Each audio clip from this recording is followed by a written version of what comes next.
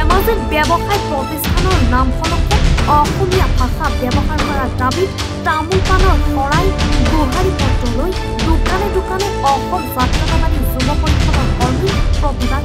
ধেমাজি জিলাৰ মুখ্য নগৰ ধেমাজি চিলাপথাৰ জোনাই গোগামুখ নগৰকে ধৰি সৰু বৰ কেইবাখনো নগৰৰ ব্যৱসায়িক প্ৰতিষ্ঠানৰ লগতে চৰকাৰী অৰ্ধ চৰকাৰী কাৰ্যালয়ৰ নাম ফলকত দৃষ্টিকটুভাৱে দীৰ্ঘদিন ধৰি ব্যৱহাৰ হৈ আহিছে কেৱল ইংৰাজী ভাষা, যাৰ ফলত অসমীয়া ভাষাই নিজৰ অস্তিত্ব হেৰুৱাৰ উপৰিও অসমীয়া ভাষাক সম্পূৰ্ণৰূপে এলাগী কৰি তুলিছে ব্যৱসায়িক প্ৰতিষ্ঠান তথা কাৰ্যালয়ৰ মুৰব্বীসকলে। ব্যৱসায় প্ৰতিষ্ঠান কাৰ্যালয়ৰ মুৰব্বীসকলৰ ইচ্ছাকৃত এনে কাৰ্যত অতিকৈ ক্ষুব্ধ হৈ পৰিছে ধেমাজি জিলাৰ জাতীয়তাবাদী যুৱ পৰিষদে।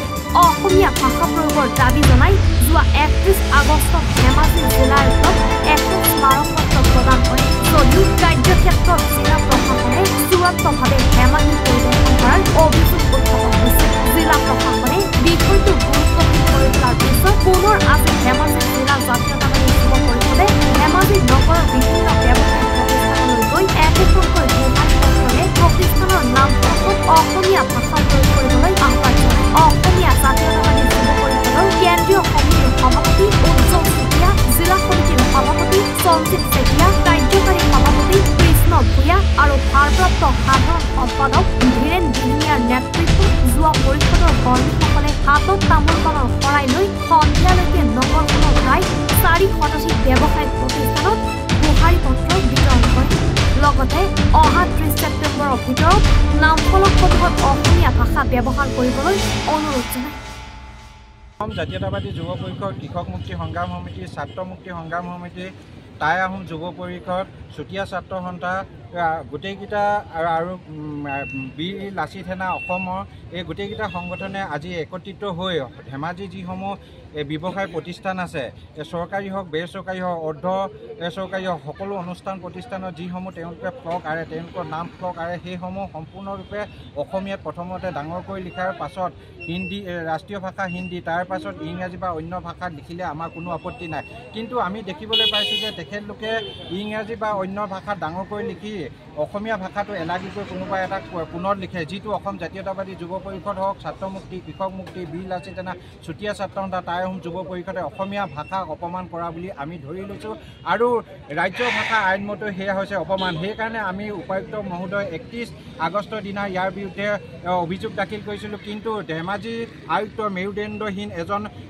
ব্যক্তি হোৱাৰ বাবে তেখেতে ইয়াৰ ক্ষেত্ৰত যি পদক্ষেপ ল'ব লাগিছিলে পদক্ষেপ নোলোৱাৰ কাৰণে আমি পুনৰবাৰ ৰাজপথলৈ ওলাই আহি এইসকল ব্যৱসায় প্ৰতিষ্ঠানক আমি আহ্বান জনাইছোঁ তেখেতলোকে 30 ছেপ্টেম্বৰৰ ভিতৰত যাতে অসমীয়া ভাষাটো তেওঁলোকে অপমান নকৰি সন্মান সহকাৰে তেওঁলোকৰ নাম ফলকসমূহ লিখে। যদি তেওঁলোকে 30 তাৰিখৰ ভিতৰত নিলিখে তেতিয়াহ'লে আমি প্ৰত্যেকটো সংগঠনে পুনৰবাৰ ৰাজপথলৈ ওলাই আহিবলৈ বাধ্য হ'ম। প্ৰয়োজনত আমি নিজাববীয়াকৈ ব্যৱস্থা গ্ৰহণ কৰিবলৈ বাধ্য হ'ম। তেতিয়া কিন্তু আমি এই সংগঠনকেইটা জাতীয় সংগঠনকেইটা তাৰ বাবে দায়বদ্ধ নহয়, তাৰ বাবে দোষী হ'ব ধেমাজি প্ৰশাসন। সেয়ে আজি পুনৰ গণতান্ত্ৰিক আন্দোলনৰ জৰিয়তে তেখেতলোকক এই আহ্বান জনালোঁ। Bureau report, any Bharat 24। নমস্কাৰ, মই অজয় ফুকন আৰু এইখিনিতে সমূহ এনি ভাৰত চেনেলটোৰ যিসকল কৰ্মকৰ্তা আছে সকলোৰে মোৰ ফালৰ পৰা শুভেচ্ছা জ্ঞাপন কৰিছোঁ। অসমৰ আচলতে সংবাদ জগতত নতুনকৈ আচলতে এটি আত্মপ্ৰকাশ ঘটিছে আমাৰ নিউজ চেনেল এনি ভাৰত, আৰু এনি ভাৰতৰ এটা খুব ধুনীয়া এটা অনুষ্ঠান হ'বলৈ গৈ আছে।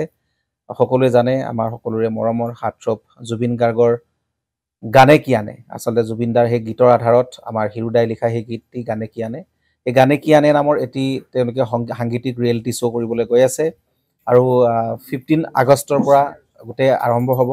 প্ৰথম অডিশ্যন অসমৰ ধেমাজি জিলাত আৰম্ভ কৰিব। গতিকে সমূহ যিসকল প্ৰতিভা আছে, যিসকলে গান ভাল পায়, যিসকলে তেওঁলোকৰ নিজৰ প্ৰতিভা আচলতে দেখুৱাব বিচাৰে, এই ৰিয়েলিটি শ্ব'ত গানে কি আনে এই প্ৰতিযোগিতাত অংশগ্ৰহণ কৰক আৰু খুব ধুনীয়া আপোনালোকে সুবৰ্ণ সুযোগ লাভ কৰিব। লগতে ইয়াতে পুৰস্কাৰ আছেই, বিভিন্ন ধৰণৰ উপহাৰো আপোনালোকে লাভ কৰিব আৰু লগতে এগৰাকী প্ৰতিষ্ঠিত আচলতে এগৰাকী শিল্পী হিচাপে অসমৰ সাংস্কৃতিক জগত আপোনালোক প্ৰতিষ্ঠা লাভ কৰিব।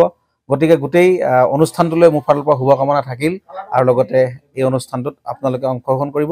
আমিও আছোঁ আৰু সকলোকে আমি লগ পাম। ধন্যবাদ।